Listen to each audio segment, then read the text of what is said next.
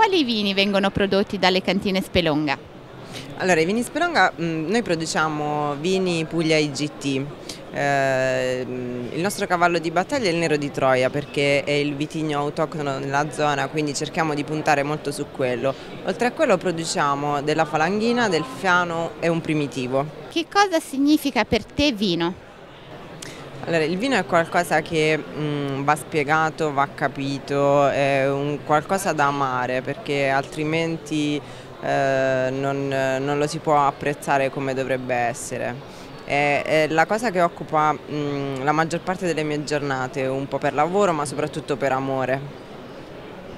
Che cosa ti aspetti dalla viticoltura pugliese nel futuro? Come si svilupperà?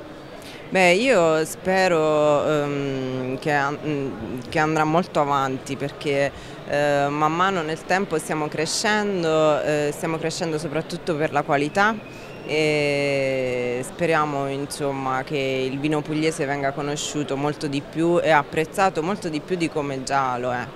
Che cos'è un vino di qualità?